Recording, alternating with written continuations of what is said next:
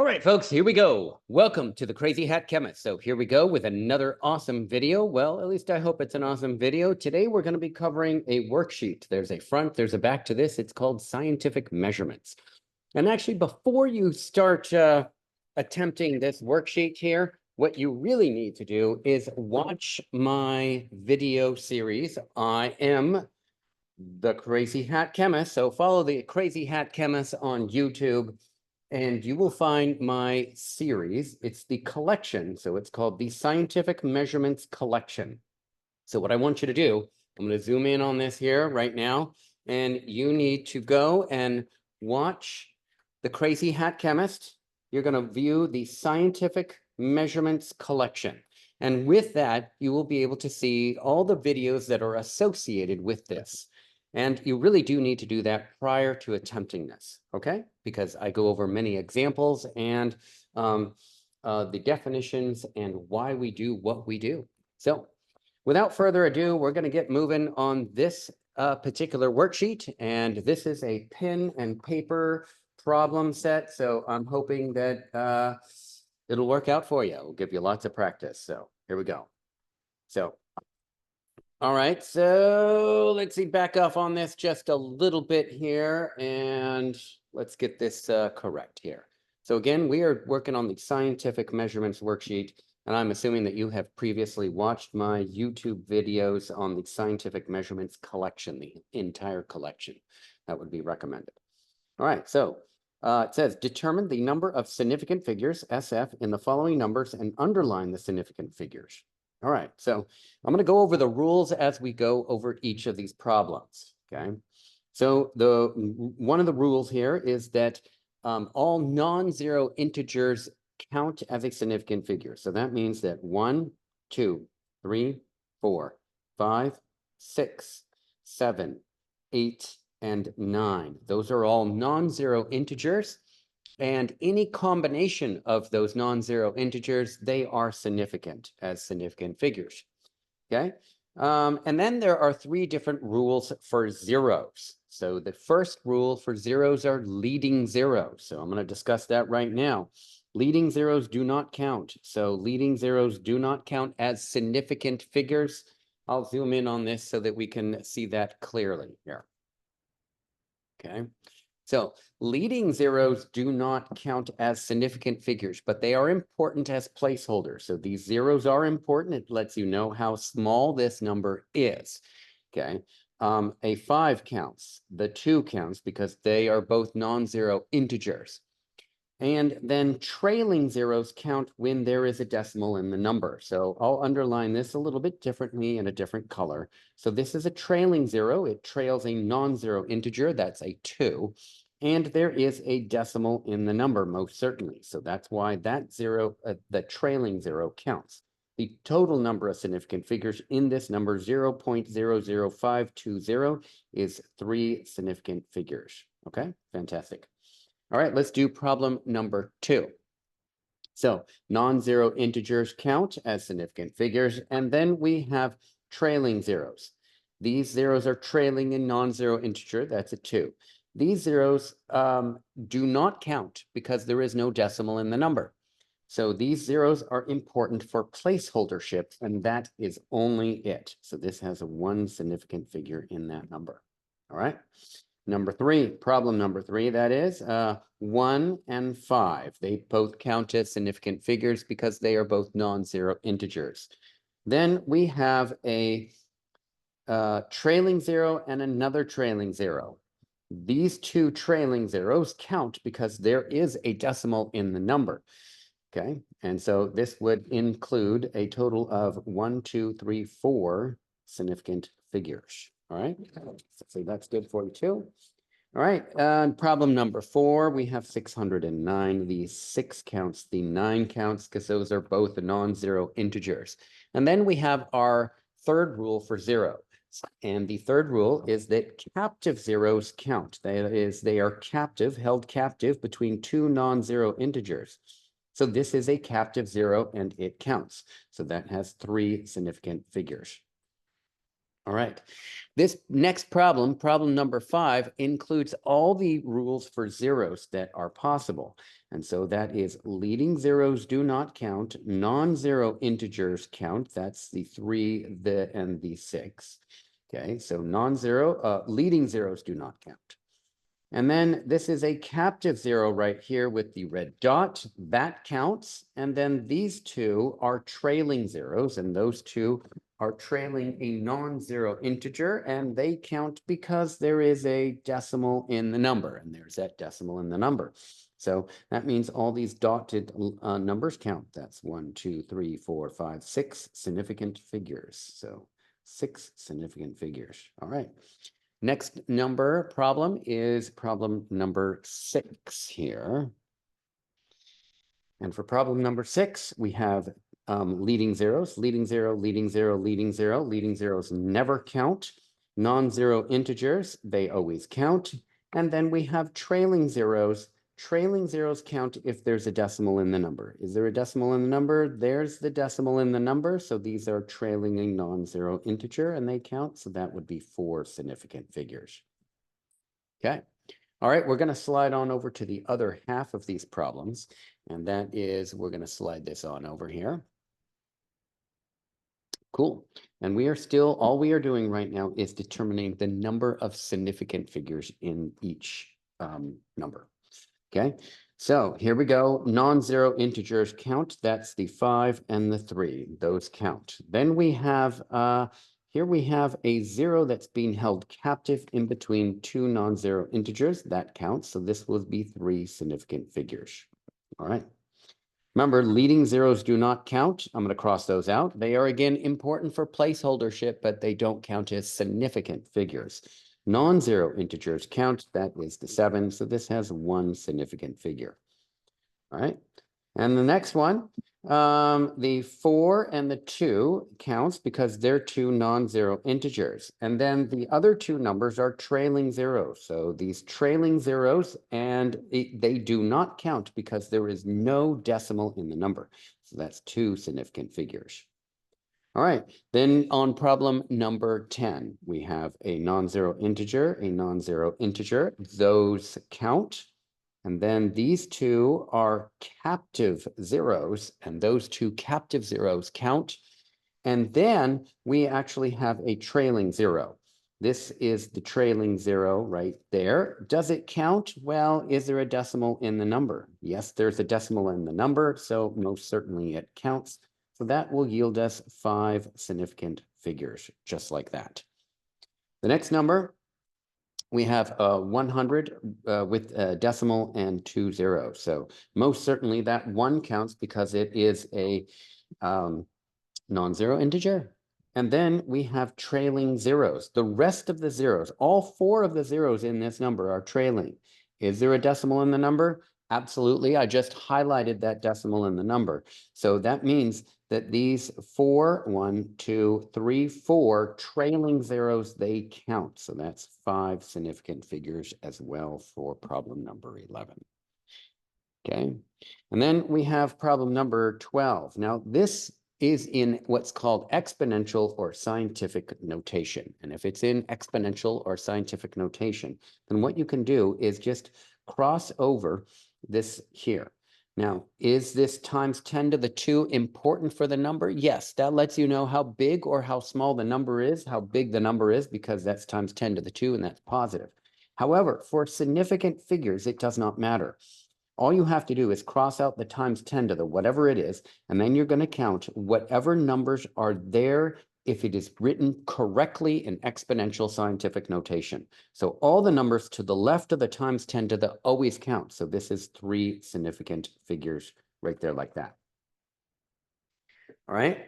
Hopefully that works for you. Okay. So we're going to keep on going. So now we know what significant figures are. Now our next journey is to figure out calculations with significant figures. That is our next journey here. So we're going to do the next set of problems. So I'm going to zoom on out here so you can actually see the directions for these. Okay. And the directions are as follows. It says, simplify the following. using the correct number of significant figures. So we're going to round at the end to the correct number of significant figures after we do the problem. Okay, and so I'm going to zoom in here a little bit so that we can really get a good glimpse of all these problems here. So there are two different rules for determining significant figures, and I'll write this on another sheet of paper so that you can clearly see this.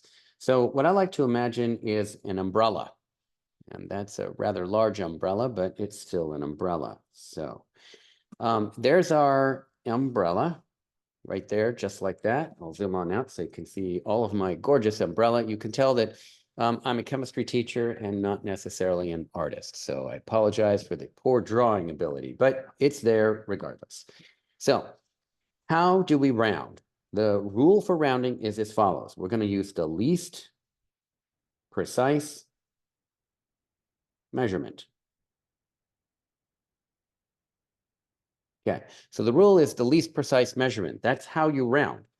Okay, now if it is multiplication and or division, we use the fewest number of significant figures. Okay, if it is addition and or subtraction, we use the fewest number of decimal places. Okay, so that is our rules. And the least precise measurement is determined by whether we're doing multiplication division, we use significant figures, the fewest number of significant figures. If it's addition and or subtraction, we use the fewest number of decimal places. So I'm always going to be referring to this. This is the overall guiding principle. So the overall guiding principle is the least precise measurement. So if someone were to ask you, how do I round my answer in any mathematical calculation in a scientific area? Well, you're going to use the least precise measurement. If you want to further refine that, then you say, well, if I'm doing multiplication or division, I'm going to use the fewest number of significant figures. If I'm using addition and subtraction, I'm going to use the fewest number of decimal places. All right. So now that we got that settled, let's slide that over to the side, and then we are going to see if we can knock out some of these problems here. All right, so what we're going to do is I'm going to do one of these problems here. This problem right here, I'm going to write it in a different way, and then I'll let you do the rest of them in that way, and then I'm going to do it also in the calculator. So I have 12.62, and then I have 1.5, and then I have 0.258. Okay, so I want you to notice something really very important with this problem here. I am adding all these numbers up together. What I have done, like what your math teacher has taught you to do, is you are going to line up all the columns. And when we line up all the columns, the decimal places are lined up as is, you see there. Okay, so now what we're going to look is that we're going to find out where the decimal places are. So this has two decimal places. That's 1 and 2. This has 1 decimal place. And this has 1, 2, 3 decimal places.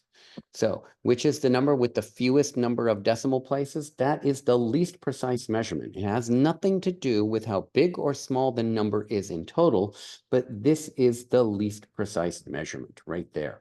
So what I'm going to do is pull out my calculator. We'll add up all these numbers. I got 12.62.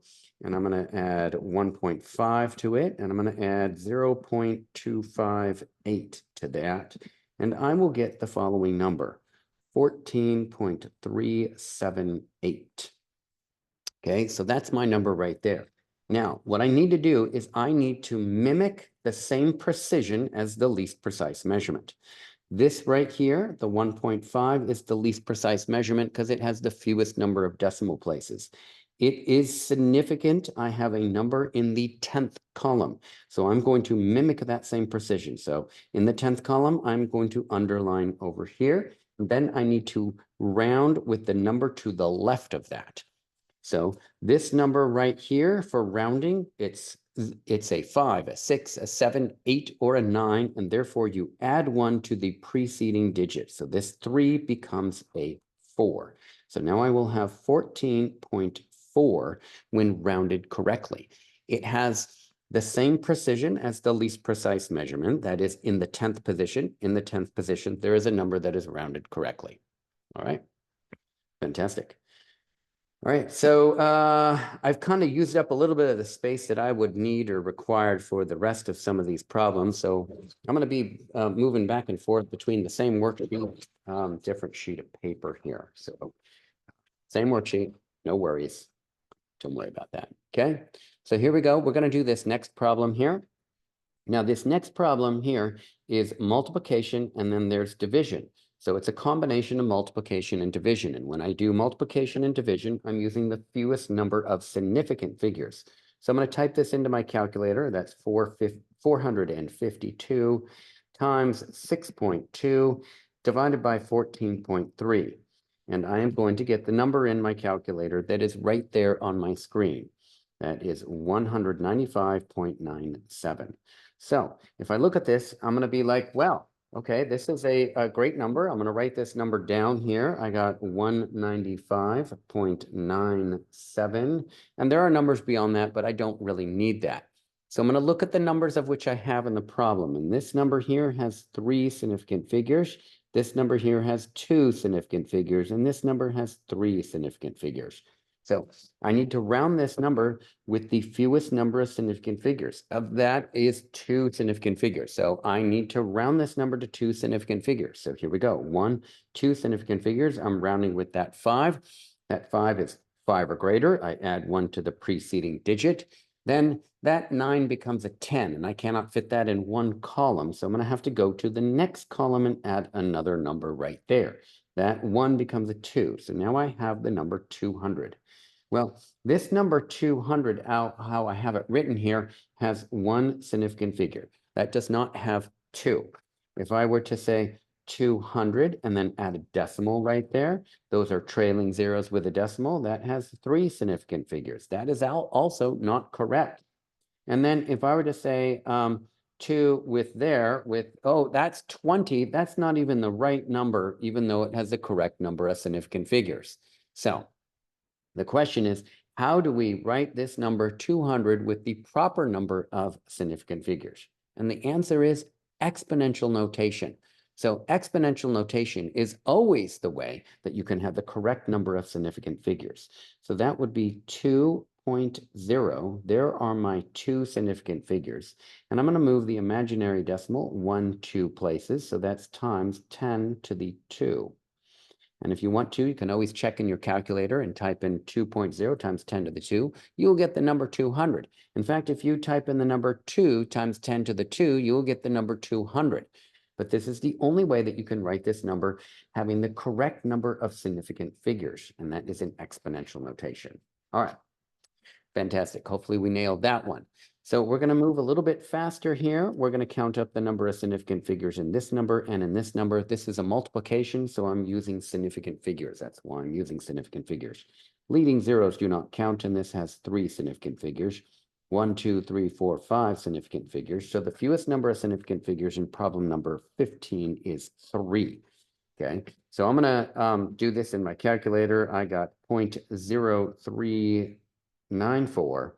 and 12.885. I'm going to multiply these 2 numbers, and I am going to get this number in my calculator, which is 0.507669. And I need to round this such that it has 3 significant figures. Remember, leading zeros are not important, but they are not significant. They are important for placeholdership. So 1, 2, 3 significant figures. I am rounding with this 6. That's 5 or greater. I'm going to add 1 to that preceding digit. So my correctly rounded number will be 0.508. That is my correctly rounded number. Now, you could also put this in exponential notation. You can never go wrong with exponential notation. That will be 5.08 times 10 to the negative 1. All right, that's a possibility as well. All right, the next problem is a division problem. As you can see right there, I'm going to count up the number of significant figures. That's 1, 2, 3, 4, 5. That's 5 significant figures. Those are trailing zeros with a decimal in it. They count. This has 1, 2, 3, 4 significant figures. So the fewest number, oh, by the way, that is also a trailing zero with the decimal in the number that counts. And 4 significant figures is the fewest that I have. So I'm going to type these numbers into my calculator, and I'm going to type in 0.42700. And I'm going to multiply that by 59.60. I'm going to get an answer that is 25.4492. That's my calculator dump. And I need to round this to 4 significant figures here. Oh, wait a second. Hold the boat. I just multiplied those and I should have divided them. So I'm actually doing this on purpose because I noticed that many people in my class do this same thing and they miss this division symbol here.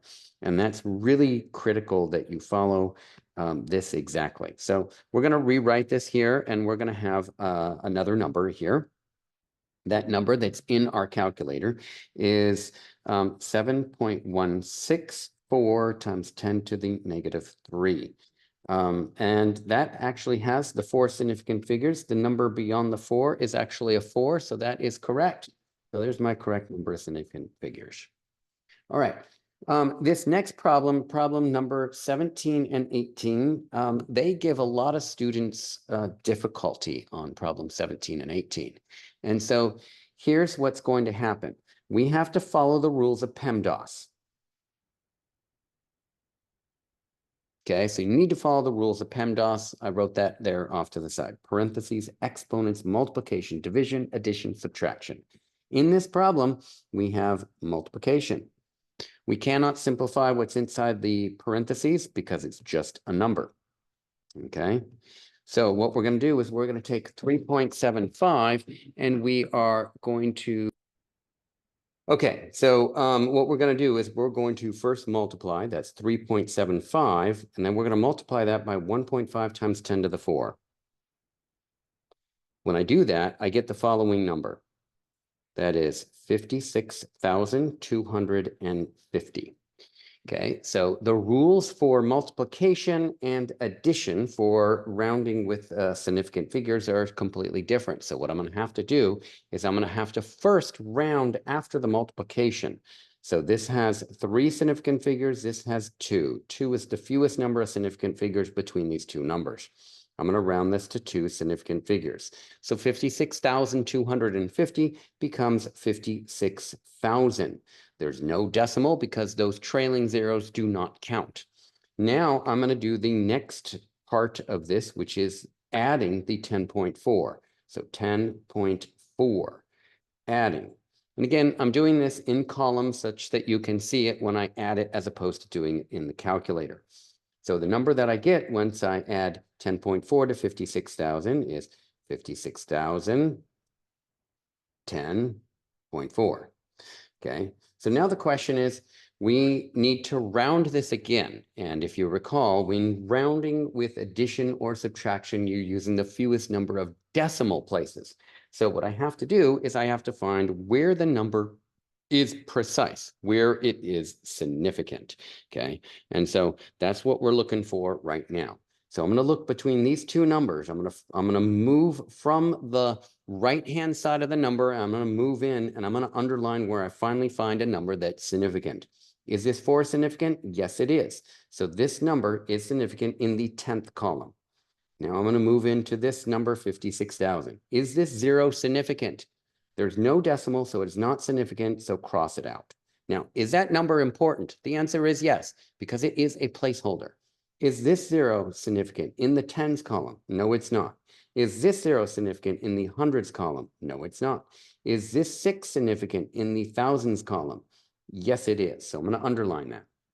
So now I'm going to figure out which is the least precise measurement of the two. The number that I walked into the most from the right to the left is the least precise. That is the 56,000 is less precise than 10.4. Okay, so I'm going to mimic that precision in my final answer. So I'm going to underline where it is precise in the least precise measurement and write it down right here. Now I'm going to be rounding with that 0 right there. When I round with that 0, I truncate the number. Now remember, here's a way to remember and do it correctly. Imagine that we are playing a game. Our game of rounding is you are going to give me $56,010.40. When I give you back money after it has been rounded, you're going to make sure that you haven't lost or gained tenfold or more or less amounts of money. So if I give you back $56, would you be happy? No. If you came back with 560, would you be happy? No. Would you come back with 5,600? Would you be happy? No. That means that 56,000 is the correct answer to the least precise measurement. That is, it has a number that is a significant figure in the thousands column. Okay, so this would be 56,000. And yes, you can also put this in exponential notation. That would be 5.6 times 10 to the 4. Just a note, you can always have the number in exponential notation and it will always be correct, provided that you have put it in exponential notation correctly. All right, let's move on to this next problem. This next problem is of a similar ilk. Okay, I used to have a friend that would say that word all the time. It means it's very similar to the other one before. So we're going to move this up so that we have a little bit of space. And just like before, we have two numbers that we are going to multiply because that is following the rules of PEMDAS before I actually do an addition. So I'm going to take 2.01. I'm going to multiply that by 1.7 times 10 to the 4, and I will get 34,170. That's the product between these two numbers. This has 3 significant figures. This has 2. So I need to round this to 2 significant figures. I'm using that 1 for rounding. So I'm going to end up having 34,000. I do not have a decimal in this number because I don't want those zeros to be significant, although they are important as placeholders. Now what we're going to do is we are going to place, and we're going to add the 1,000.3. So I'm going to place this in our columns like we did before. And we will get the following number. That is 35,000 and a little bit of change. That's 30 cents, if you will. So now we need to figure out which is the least precise measurement of these two. So I'm going to underline where it's precise. That 3 in the 10th position is precise. This 0 in the ones column is not. This 0 in the tens column is not. This 0 in the hundreds column is not a significant figure. That 4 most certainly is. This 34,000 is the least precise measurement. I'm going to underline where that same precision is. That's the 5 in the thousands column. So I'm going to round this so that it's rounding with this 0. So that would be 35,000 is my correctly rounded answer. So I'm going to write that here, 35,000. You can also put that in exponential notation. Of course, that would be 3.5 times 10 to the 4. All right, perfect. All right, I'm hoping that you are understanding this a bit here. Again, we are rounding. How do we round? What is the rule? The rule is the least precise measurement. How do we round? It's depending on the type of operation in which we are performing. If we're performing multiplication and or division, least significant figures, addition and or subtraction, least number of decimal places. If there are no decimal places, you will have to start marching into the number from the right to the left to find a number that is significant. Okay, let's keep on going. This next problem, number 19, we're going to take 15.2 and we're going to take 2.75 and we're going to subtract that. And then we're going to add 15.607 and add that. And so we are going to get 28.057. Okay. Now we need to find the least precise measurement is the one with the fewest number of decimal places. This is all addition and or subtraction. This has 1 decimal place. That has 2. This has 3. So I need 1 decimal place. I'm using that 5 for rounding. So this becomes 28.1. And that is the correct number of significant figures, which is 3. But what's really most important is the number of decimal places, which is 1. You can also put that in exponential notation. That would be 2.81 times 10 to the 1. All right, Let's do problem number 20 since we are moving right along on this little wonderful journey. So this next one is 12.62. I'm going to type that into my calculator, 1.2. I'm going to add that. I'm going to add 0.205. And then I get the number 14.025. Okay. And then I'm going to find out which number is the least precise. Well, I got 2 decimal places. I got 1 decimal place. I got 3 decimal places. 1 decimal place is my answer. I'm rounding with that 2. So I'm going to have the correctly rounded number as 14.0. Right. And of course, you can put that in exponential notation as 1.40 times 10 to the 1, and that would work as well. All right, let's do the next problem here. This is a multiplication and or division. We're looking at significant figures. So this has 3 significant figures. Its leading zeros do not count, but they're important for placeholders. So we're going to put them back in there. 1, 2, 3, 4 significant figures. That's a trailing zero with the decimal in it. It counts. So now what we're going to do is 4.68. And we're going to take a 0.005440, multiply these 2 numbers together, and I will get the following number in my calculator, and that is 0.02545592. I'm rounding this number to 3 significant figures. Remember, leading zeros don't count, but I got 1, 2, and 3. I'm going to use the fewest number of significant figures. I'm rounding with that 5. That is 5 or greater. I'm going to add 1 to the preceding digit. This becomes the following number, 0.0255. Okay. You can also write this in exponential notation. That would be 2.55 times 10 to the negative 2. All right. I'm going to highlight this right over here again because I made a purposeful mistake on problem number 16. That is a division problem. It's one of the most common mistakes I see that my students make on that particular problem. And this one is right here too. So I got 182.6 divided by 4.6. I'm going to get a number. This number, 182.6, has 4 significant figures. This 4.6 has 2 significant figures. Okay, the number that I get here in my calculator is 39.6956, and there's a whole bunch of numbers after that, but I really don't need to worry about that because I am only going to round to 2 significant figures. So that's 1, 2. I am rounding with that 6. That 6 is 5 or greater. I'm going to add 1 to the preceding digit. That 9 becomes a 10. Therefore, I'm going to add 1 to the next preceding digit. That will become 40. And I need 2 significant figures. That 4 already counts, that 0 does not. So in order to make that 0 count as a significant figure, it will be a decimal right at the end. So if you wanted to put that in exponential notation, that would be 4.0 times 10 to the 1. That would also be okay as well. Next problem looks like a division. Of course, it is. The number of significant figures in the numerator. Leading zeros do not count. All non-zero integers count. That's 4. There are no zeros here. 3 significant figures. So I'm going to take 0.4278 and I'm going to divide that by 59.6. I'm going to get the following number in my calculator. My calculator is giving it to me in exponential notation, but it doesn't really matter.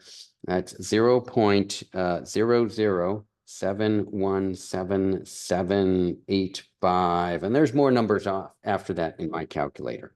So that's not an exponential notation. That's decimal form. I need 3 significant figures. These leading zeros don't count their placeholder. So I need to count 1, 2, 3 significant figures. I'm rounding with that 7. That's 5 or greater. Add 1 to the preceding digit. That becomes 0.00. Yep, you can see that. 718. Okay. We can also write this in exponential notation. That's 7.18 times 10 to the 1, 2, 3, and that's negative because this number is relatively small. Okay. All right. Hopefully that is working out okay for you. All right, now what we're going to do is we are going to slide on over to the next side of this. So I want to move this paper, slide it on over. Little intermediate advertising. I am the Crazy Hat Chemist. I greatly appreciate you watching my videos. I hope that they are helpful. You're more than welcome to shoot me a message, and I will answer it. All the messages I do answer, provided that I'm still, around here and not on vacation. So please shoot me a question if you got questions on the problems that I have.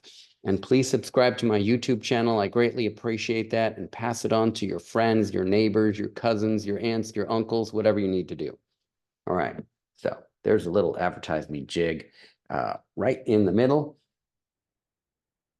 All right. So let's do problem number 24. Right, so problem number 24, what do we got here? So we are going to take, this is an addition subtraction problem. So we're going to take 1986 plus 23.84 plus 0.012, and that will give us 2009.852. Now we need to figure out what is the least precise measurement. So this number here has 3 decimal places. That's not it. This has 2 decimal places. That's not it. This has no decimal places, but the ones column is significant. So that means that this number 1986 is the least precise measurement. It is precise in the ones column. I need a number to be significant in the ones column. Okay, and so we are going to look at this 8 for rounding. That is 5 or greater. I'm going to add 1 to the preceding digit. That 9 becomes a 10. I'm going to add 1 to the next preceding digit. So what am I left with is 2010. Now, that right there does not have that trailing 0 count. The question is, does the trailing 0 need to count? So I'm going to look back over here. I need a number in the ones column to count. In order for this 0 to count, I need to place a decimal right there like that. So that is crucial to making this problem work. Hopefully that worked for you. Okay, so that was problem number 24. Got that nailed. And if you put this in exponential notation, it would be 2.010 times 10 to the 3. Yep. All right. Here we go. Number 25. I'm going to highlight this right here. That's a division symbol. So since this is all multiplication and or division, I'm using the fewest number of significant figures. This has 3, this has 3, this has 4. So I'm going to have 3 significant figures. I got 29.3. I'm going to divide that number by 284, and I'm going to divide by 4.153. And I'm going to get a small number here. It's going to be 0.02484. There are more numbers beyond that here, but I just need 3 significant figures. So 1, 2, 3 significant figures. I am rounding with that 4. That is less than 5, so I'm going to chop or truncate the number. So this becomes 0.0248.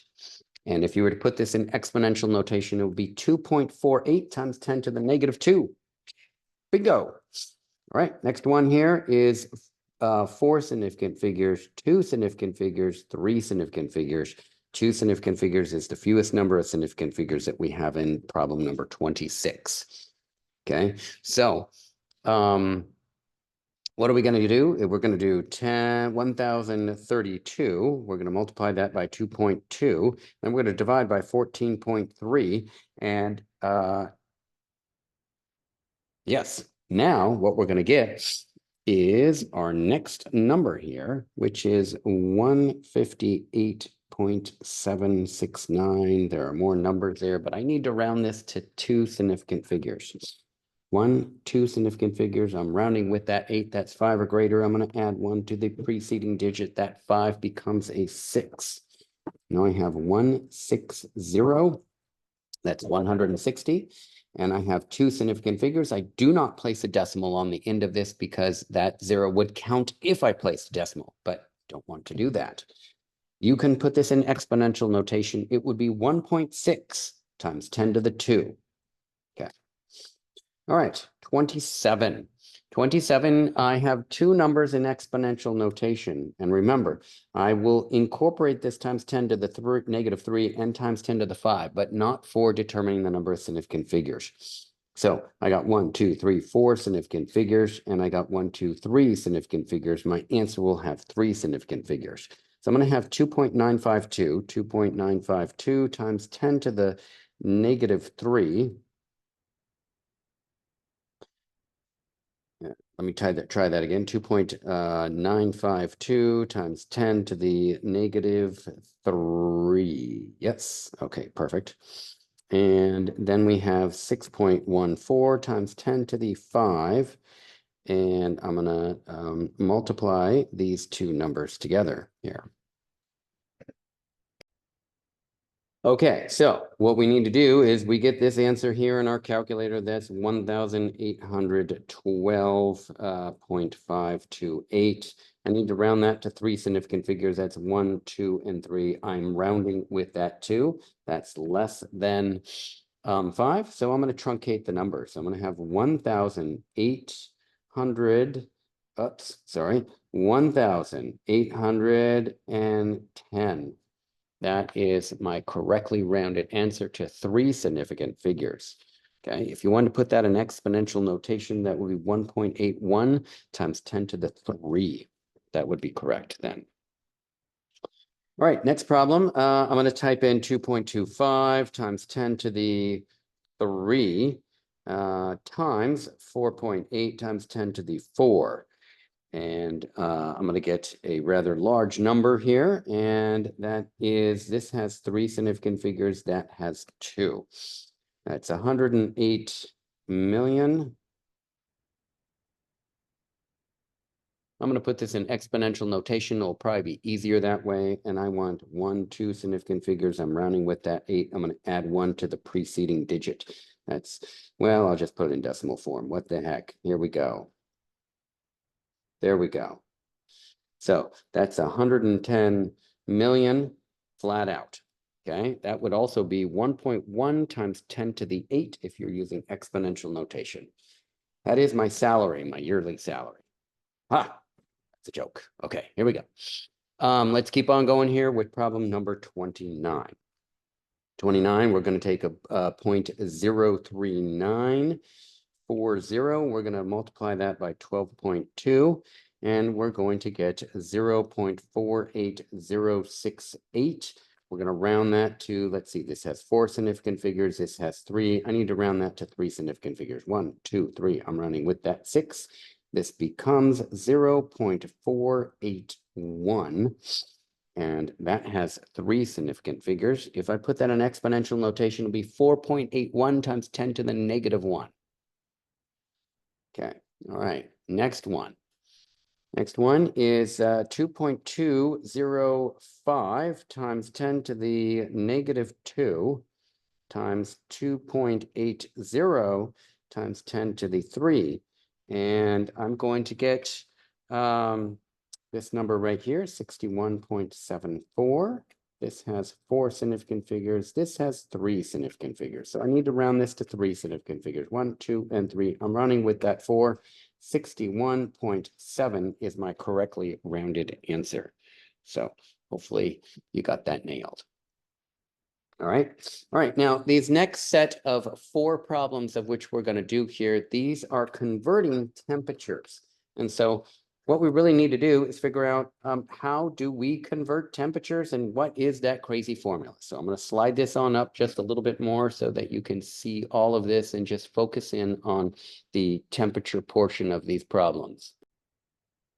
All right, so what is the equation? The equation is the following. Kelvin is equal to degrees Celsius plus 273.15. Okay, so what we're going to do is we are going to convert each one of these using this relationship here between degrees Celsius and Kelvin. All right. So here we go. What is 4.9 Kelvin in degrees Celsius? So it gives me the Kelvin. And so I'm going to put 4.9 into there, degrees Celsius plus 273.15. So that means I'm going to subtract 273.15 from both sides. Hopefully that makes sense in that. Okay, and so I'm going to have 273.15. I'm going to subtract that from the 4.9, and I'm going to get a negative value. That value is going to be, I'll write this right off to the side here, negative 268.25. Now remember, we are always rounding appropriately. So which number has the fewest number of decimal places? Well, this number has 2. This number has 1. So I need to round my answer to 1 decimal place. I'm using that 5 for rounding. So that's 5 or greater. I'm going to add 1 to the preceding digit. So my answer will be negative 268.3. 268.3. And then I'm going to have degrees Celsius. So it's really important that you write down the units as well. All right. So hopefully you got that. Now, typically we don't put the temperatures in exponential notation. Typically, we don't do that commonly, but you could if you want to. So I'll refrain from that. Let's check out this next problem here. I'll rewrite the mathematical relationship between Kelvin and degrees Celsius again. So you need to please memorize this. You'll be using this probably all year in your chemistry class. So this is what is 24.8 degrees Celsius in Kelvin. And so I need to now get a Kelvin temperature. I have degrees Celsius. So I'm going to replace this with the 24.8, 24.8. So I'm going to take 24.8, I'm going to add that to 273.15, and I'm going to get Kelvin is equal to 297.95. So I need to round this to either 2 or 1 decimal place, 1 decimal place, 1 decimal place. I'm rounding with that 5.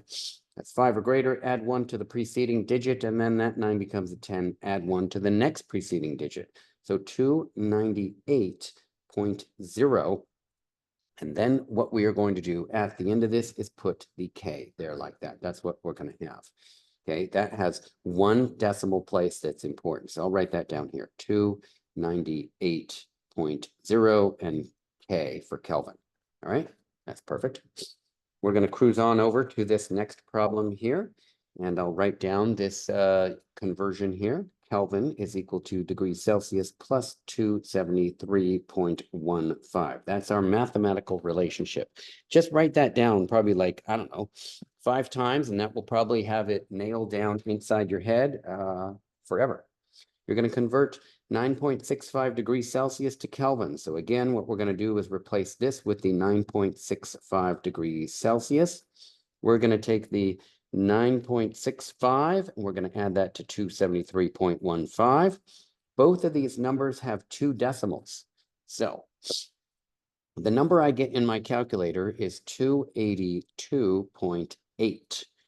Well, I need it to have 2 decimals. So what must I do? I need to add a decimal to this.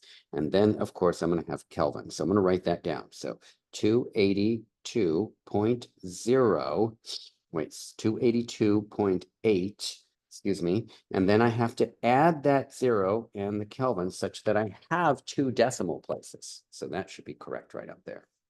All right, we got one more temperature conversion to do, and then we'll got those nailed. Kelvin is equal to degrees Celsius plus 273.15. There's my mathematical relationship. I am going to replace this Kelvin with 102. So now I'm going to take 102 and I'm going to subtract 273.15 from both sides, and that will give me negative 171.15. And that will be my temperature. But I need to round this correctly. This has 2 decimals. This has no decimals, but it's important in the ones column. So important in the ones column, I am rounding with that 1. I'm going to chop the number. So I got negative 171, no decimal required, but I am going to put degrees Celsius there. That's really important. Okay. All right, sweet. Hopefully you got that. And we're going to keep on going because there's fortunately more problems on this to give you more practice. Okay, so let's check out these next set of problems. Okay, so let's keep on going, and we're going to do the bottom part of this here. And these are going to be some simple problems here. We only have 6 to do. And so let's check these out here. All right, so we're going to round the following numbers to 3 significant figures.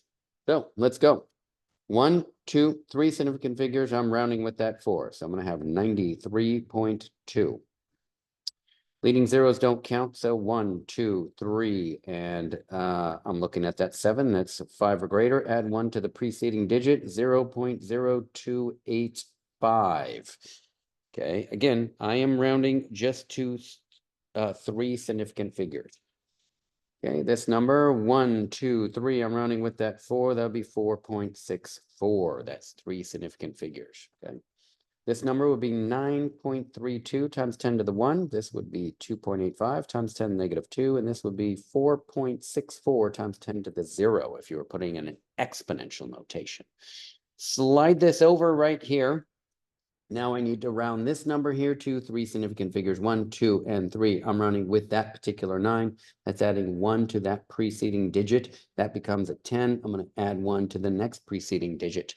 So there we go. That will be 0.004.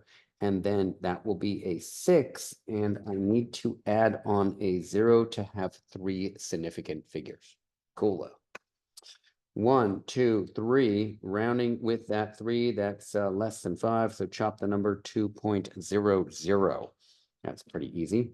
And then 1, 2, 3, and I'm rounding with that 5, that's 5 or greater, so 34.3 is the correct number of significant figures. All right, cool. Again, little tiny advertisement break here. I am the Crazy Hat Chemist, and please watch my videos on YouTube. I am the Crazy Hat Chemist, and please subscribe to my YouTube channel and watch as many hours as you can fit within, I don't know, a day? Whatever you need to do. All right. So, yeah. Keep on watching my videos. Please, I greatly appreciate it. It's really, really, truly appreciated if you watch the videos. Here we go. We're going to flip this piece of paper over and go to the other side. All right, let's flip this page and go to the other side. On the flip side, here we go, folks. Keep on trucking. We can do this. All right, so now we have 2 problems. We're going to express the following numbers in exponential or quote scientific notation. So let's see if we can handle this. This does not have a decimal in it, but what I'm going to do is move the imaginary decimal 1, 2, 3, 4, 5, 6 places. So that ends up being 2.9 times 10 to the 6. Okay, perfect. This number is greater than 10. That's why it has a positive exponent right there. This number right here is a less than 1, so it's going to have a negative exponent. There's my decimal. I'm going to move it 1, 2, 3 places.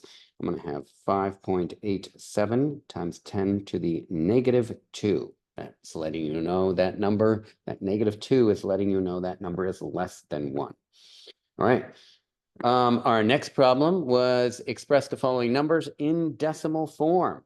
Well, this is times 10 to the negative 3. That means it's a small number. Right now, it's a big number. I'm going to rewrite this here so you can see where I'm going. 2.00 times 10 to the negative 3. Okay, so I'm going to take my decimal and move it 1, 2, 3 places. That's where my new decimal will be. I'm going to replace these little bumps with zeros. And so my number is going to be 0.002. And then I need to maintain the precision of the number if at all possible. So that's why these 2 zeros are right there like that. It had 3 significant figures before, and it still has 3 significant figures. Yes! Okay, here we go. Next one, we got this number right over here, and that's 2.09 times 10 to the 3. That is a positive exponent, so that means that this is a large number. And so what we're going to do is we're going to move this 1, 2, 3 places. So I'm going to rewrite this 2.09 times 10 to the 3 so that you kind of get a better idea here. I'm going to move it 1, 2, 3 places. I'm going to put a 0 right there. That will give me 2,090. Now, how many significant figures are in this number? 3. originally 3. How many in this number? Original, and now it has 3. It still has 3. I do not put a decimal here. I just have that comma there. So this is the correct number with the correct number of significant figures. Okay, sweet. All right. So now what we're going to do is we're going to switch a little gears, and we're going to do the next part of this whole worksheet.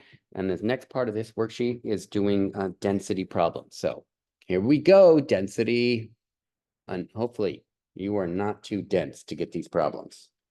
Ha, that's a joke. If you are watching these videos, I guarantee you, you are not dense and you are very smart. And that's why you are watching my video so you can become smarter. That's what it is. That's what it's all about. Keep on learning. Don't stop learning. You will be successful. All right, here we go. Density problems. Okay, I'm going to do these density problems on another sheet of paper, but showing you the piece of paper so that you can see the actual problem as well. So replacing this with a new sheet of paper, same one that we had before relatively, but I'm just going to cover each one up so you get the get everything you need. All right, here we go. Let's place my weights on here so things don't blow away in the wind. We're going to calculate let's see if I can try to read this again. Calculate the density if 30.0000 milliliters of a liquid has a mass of 28.06 grams. First of all, we need to know the density equation. Density is equal to mass over volume. So mass has units of grams. So I'm going to have 28.06 grams divided by 30.0000 milliliters. Now, one of the mistakes that many students make is the following. They do not place the units on the numbers, and then therefore they put the numbers in the wrong places, like the 30 in the numerator and the 28.06 in the denominator. So that's one problem. Put the units on there, please. They should help you out. Follow the units, and then you can do the problem. The other thing is that you need to make sure that you have all these zeros when you are doing the problem. Now, does it matter that you put them in your calculator? No, but you have to be smarter than your calculator. So we're going to do 28.06 divided by 30.000. And here we go. All right, so the number that I get in my calculator is the following. 0.935333, and it just keeps on going with a bunch of threes right there. So how many significant figures in this numerator? 4. How many significant figures in the denominator? 6. This is why those zeros are important. Okay, so I need 4 significant figures in my answer. Leading zeros do not count. 1, 2, 3, 4 significant figures. I am rounding with this 3. That's, I get to chop or truncate the number. 0.9353 is the number. Now, if you want full credit on this, you're going to have to round it correctly, and you're going to have to put units on it. What are the units? The units are right here, grams per mil. So you need to write that. That is grams per milliliter. And then that is your final correct answer. Okay. All right, fantastic. So let's move on to the next problem here. That was 45, and now we're doing 46. So let me get a new sheet of paper so you see that clearly. So hopefully you got that. That's good to go. We're going to peel this away. We're going to do the next problem here, which is problem number 46. And I need to back off here just a little bit so we can see all of that. There we go. Boom. All right. So number 46 says calculate the volume in milliliters if the density is 0.638 grams per mil and the mass is 7.8 grams. So density is equal to mass per unit volume. Okay, there are a number of different ways that you can solve this particular problem right here. Okay, and we'll just go for one of them to begin with. We're going to take this number here, which is the density. I know it's a density because of the units. So I'm going to replace it with, replace that in the density position. So if I will, I'll have 0.638 grams per milliliter is equal to, and the mass is 7.8 grams. So 7.8 grams. And I'm trying to solve for the volume. I'm highlighting the volume, if you will. That's what I'm solving for. So what is the denominator of the density? It's a 1. So what's the denominator here? 1. So that means that this is similar to other problems. We can cross multiply. So when we cross multiply, we get the following: 0.638 grams per mil times V, that's what we're solving for, is equal to 1 times 7.8 grams. Okay. And then what we need to do is we need to solve for V. And so we're going to divide both sides by 0.638 grams per mil. 0.638 grams per mil. And I'm going to move this on up just a little bit, and we'll move off to the side here for our answer. So now what we have is this is going to cancel out. Now we have 7.8. We're going to divide that by 0.638. And we're going to get volume is equal to 12.2257, et cetera, and we're going to round this to 2 significant figures because the original numbers, I have 2 significant figures and I have 3 significant figures. So I got 1, 2, I'm rounding with that 2 right there. So my answer will be 12. And then I need the units, and this is a volume, so I'm going to have milliliters. So that is my correctly rounded answer right there. All right, I'm going to show you a different way to do this same problem. You're going to get the same answer, but different way to do this. And this is using what we call dimensional analysis or unit canceling. And so hopefully this might be helpful to you, potentially. Okay. So I am looking to solve for the volume. That means I need the volume in the numerator. So what I'm going to do is I'm going to take this here, and I'm going to say that the 0.638 grams is associated with the grams. The milliliters, what's the denominator of this? What's the numeric value? That's a 1. So it's going to be 1 mil over 0.638 grams. Now I'm going to multiply this by 7.8 grams. You should see that the units of grams cancels out. Now I have milliliters as my units, and I'm going to take mathematically 1 times 7.8, which we already know that, 7.8, divided by 0.638, and I'm going to get the 12.2257, just like I did before. I'm going to round this to 2 significant figures. This has an infinite number of significant figures right there because I just placed the 1 there. So this is 1, 2, I'm rounding with that 2, so it'll be 12 milliliters, and that's the same number that we got previously. So just showing you 2 different ways of getting the same answer that is correct. All right, sweet. I'm going to peel this away. I'm going to try a new sheet of paper for the next problem. Okay, so the next problem is, what is it? It is problem number 47. So I'm going to pull this out just a little bit more so maybe we can see the entire problem. Here we go. Perfect. Now we've got problem number 47. 47, it says, concentrated hydrochloric acid has a density of 1.19 grams per mil. Calculate the mass of 280.0 milliliters of this acid. Okay, so I'm going to show you again. I'm going to calculate the mass. So I'm going to try exactly what I did last problem, but I'm going to do something a little bit different, but it's very similar. So 1.19 grams per milliliter. Okay, and I have. Okay, so here we go. We're going to take this 280.0 milliliters. I want you to notice something here. The units of milliliters cancels out, and I'm left with units of grams. And what am I trying to calculate? A mass. Bingo! That's what I'm looking for. So 1.19 times 280, and I get 333.2 in my calculator. This number has 3 significant figures. This number has 4 significant figures. 1, 2, 3 significant figures. I'm rounding with that too. 333 grams. That is my answer. It has 3 significant figures. It has the units associated with it. Okay.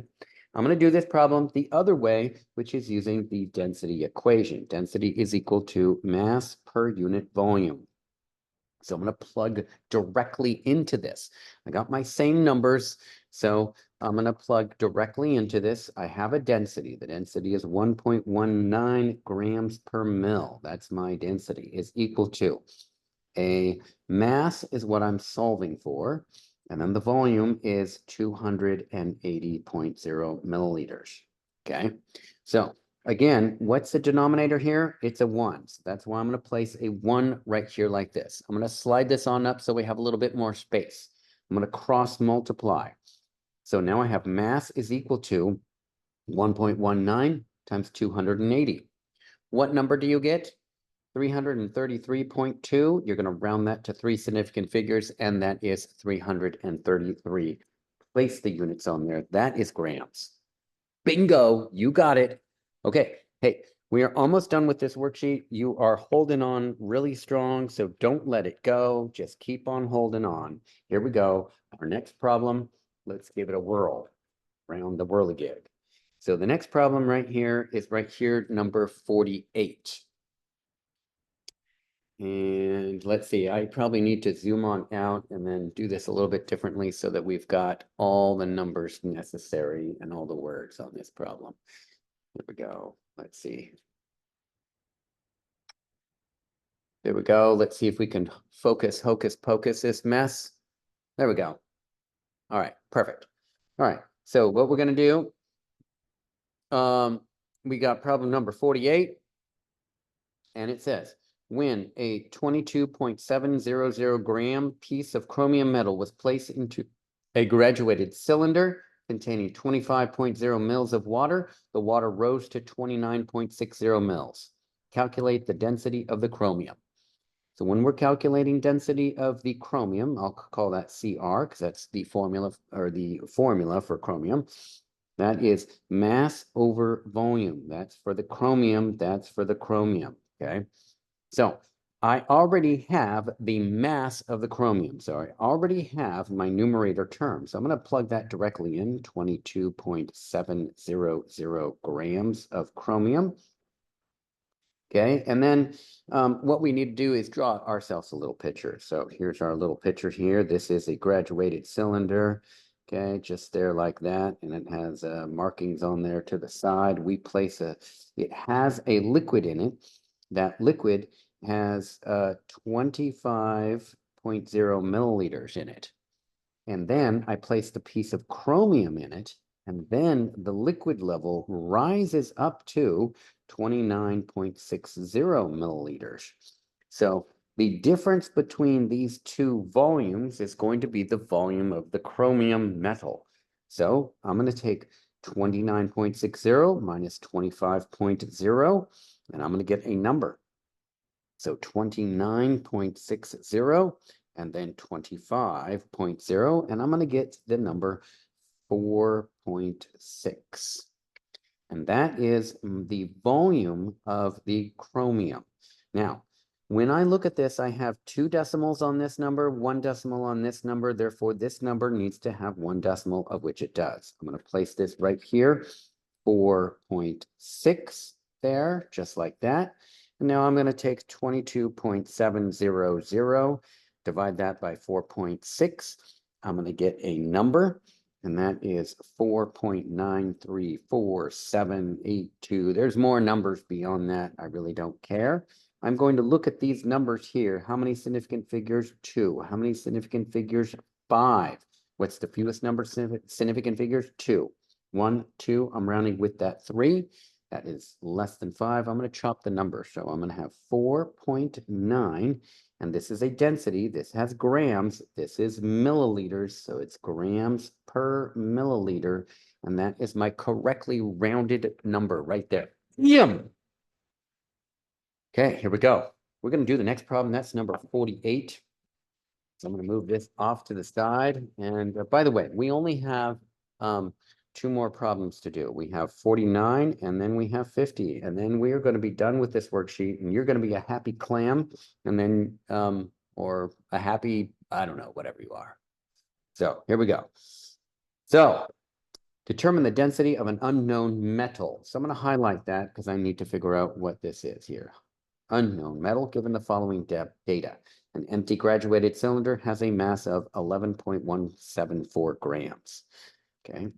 The same cylinder, when filled with 12.59 milliliters of water, has a mass of 23.842 grams. When an unknown metal sample is placed in the graduated cylinder, the new volume is 19.0 mils and the mass is 42.168 grams. By the way, before attempting this problem, if you have not watched my videos on this series, and that is the scientific measurements whole series, if you have not watched that, then you really need to, because I have an example problem that relates to this one and problem number 50. Different numbers, same type of problem. Okay, so we want the density of the metal. Density is equal to mass over volume. Now, I'm going to get the density of the metal. That means the mass of the metal. That means the volume of the metal. So in order for this to happen, I'm going to draw myself some pictures here. And you really need to draw these pictures out, so it should help you out with these problems. Almost guaranteed, in fact, guaranteed. Or your money back. Okay. Graduated cylinder. It's empty. And it has a mass of 11.174 grams. Okay. The same graduated cylinder, when filled with 12.59 mils of water, has a mass of that. So same graduated cylinder has a new mass because it has the liquid in it. It has some kind of liquid in it. That liquid level is 12.59 milliliters. The mass, combined mass of the cylinder and the liquid is 23.842 grams. Boop-a-doo. Now, what we want to do is we want to say when the unknown metal sample is placed in the graduated cylinder, the new volume is, so I still have that same graduated cylinder that I had before, except for this time, sherplunk, a piece of metal is placed in there, and most metals will assume that this metal is more dense than the water, and that's why it sinks. And then the water rose to 19.0 milliliters, and then the combined mass is 42.168 grams. Okay, that's what we've got here. All right, and we are trying to solve for the density of what? The density of the metal. So we need to figure out which two conditions I use. So do I use A, B, or do I use B and C, or do I use A and C? I think I use that same kind of process within my lecture in person, if you were there paying attention. So what we're going to do is we are going to take the difference between conditions B and C for this one. Okay, so let's see if we can hammer this out with conditions B and C. All right, so what I need to do is I need to take the difference between these two masses, that will give me the mass of the metal. The difference between these two volumes, that will give me the volume of the metal as well. So I'm going to slide this on up just a little bit so that you can see more stuff down here. So the mass, so density is equal to mass over volume. So I'm going to be replacing these here pretty soon. So I'm going to go 42.168 minus 23.842. There's decimals there and there. Okay, so that's 42.168 and 23.842. I'm going to subtract them, take the difference between these two numbers. This is in the numerator term, okay, and that will give me 18.326, and those units are grams. Okay, now for the volume of the metal, I'm going to take the larger number here. That's 19.0 minus the 12.59. So 19.0 minus the 12.59. I'm going to get, in my calculator, I'm going to get 6.41. Now, this has one decimal, this has two. So I need to round this to one decimal. I'm rounding with that one. So I'm going to have 6.4 milliliters. Okay. Now I'm going to be doing a division problem here. So I'm looking at significant figures. This has 5 significant figures. This has 2 significant figures. So when I look at this, I'm going to get a calculator answer, which we'll do that right now. That's 18.326 divided by 6.4. and I am going to get the following calculator answer, 2.863437.5. But I need to round this number to how many significant figures? 2. That's 1, 2 significant figures. I'm looking at that 6 for rounding. So I'm going to have 2.9, and then the units for density. I actually have them within the problem, grams per mil. I'm going to continue that, grams per mil. There is my final answer, rounded correctly to 2 significant figures at the end. Okay, that's an awesome problem. You need to know how to do problems like that. Pretty basic for chemistry. Okay, all right, here we go. By the way, that was an acid-base joke, if you got that. Pretty basic. Anyways, all right, we're going to peel this away. We are going to do the final and last problem here. I am at the end. I'm so excited. So let's carry on. So I could just, I'm going to put this on a nice clean sheet of paper here for you. Okay, so we are doing problem number 50 this time. Okay, and it says, determine the density of an unknown liquid. Ooh, I'm going to highlight this here. Highlight unknown liquid. So density liquid equals mass over volume. I need to get the mass of the liquid, volume of the liquid. An empty graduated cylinder has a mass of 11.174. The same cylinder, when filled with 12.5 milliliters of the liquid, has a mass of 23.04 grams. When an unknown metal sample is placed in the graduated cylinder, the new volume is 19.00 mils, and the mass is 42.168 grams. This is very similar, but the numbers are different than the previous problem. So I'm going to picture this out, write it out, draw some little cutesy little pictures here, like what we did before. Again, I am not the greatest artist, but that's okay. 11.174 grams for an empty graduated cylinder. I have that same cylinder. When filled with a liquid, that liquid level is right there at 12.5 milliliters. And it has a combined mass of 23.04 grams. That same cylinder, when a piece of metal is dropped into it, has a mass of 42.168 grams. Piece of metal dropped into it, and the new liquid level is 19.00 milliliters.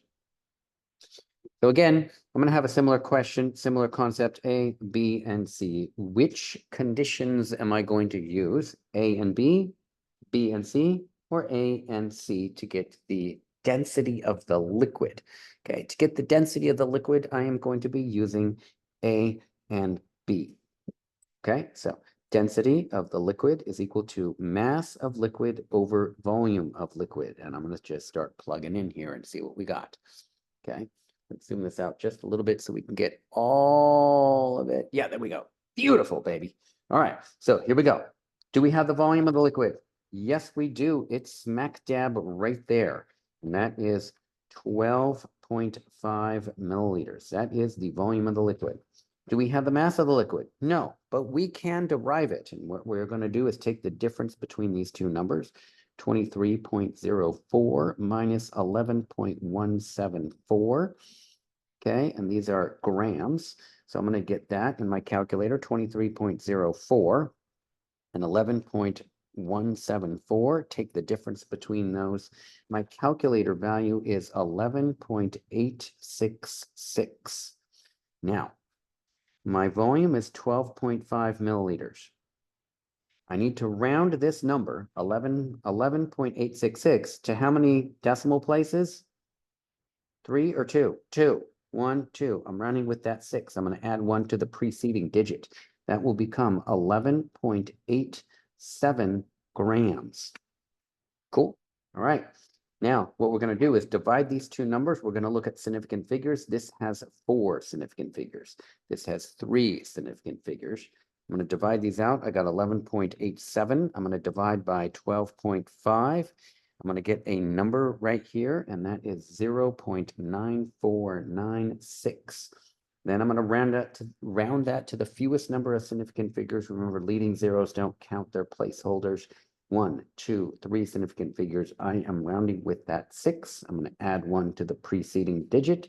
That 9 becomes a 10. I'm going to add 1 to the preceding digit. So now I have 0.9. That's a 5. 5. And I don't have but 2 significant figures. So therefore, I need to add on a 0 to have 3 significant figures. And then I'm going to have my units of grams per milliliter and circle that because that is our booming awesome answer.